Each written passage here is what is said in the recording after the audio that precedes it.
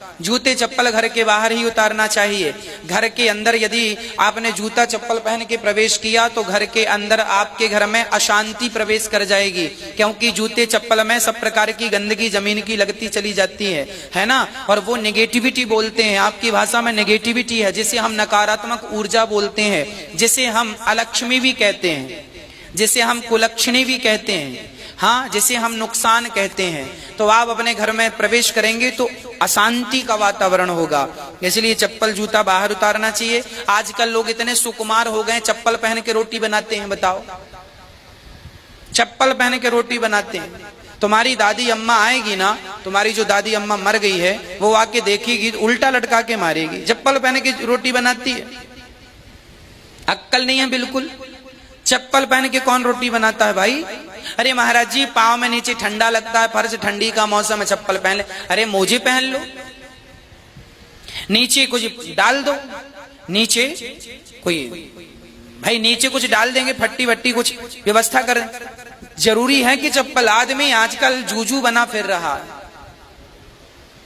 घर के अंदर कौन कांटे बिछे हैं भाई? कौन चप्पल जूते की जरूरत है? घर के अंदर चप्पल।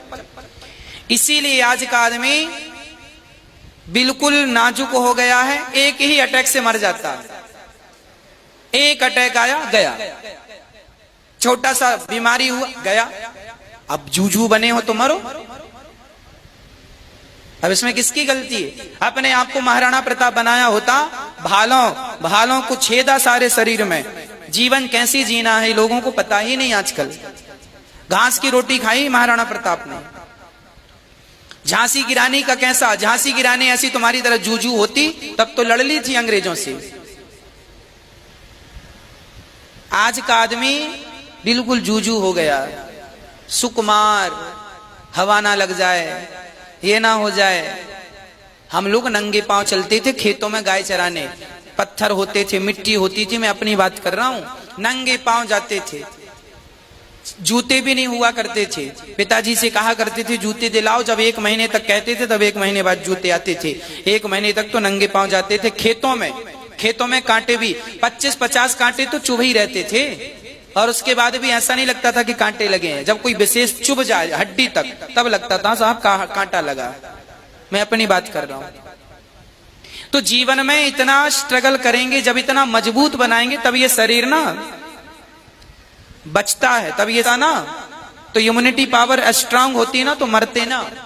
पर जूझू होते गए तो एक झटके में चले गए। इसीलिए अपने आप को हर एंगल से मजबूत रखना चाहिए। ज्यादा सुख सुविधाएं आपके घर में हैं, अच्छी बात है। आपके घर में सारी सुख सुविधाएं अच्छी बात है, पर आपको उन सुख सुविधाओं से थोड़ा बच के रहना चाहिए। वो सुख सुविधाएं आपके प्राण ले लेंगी।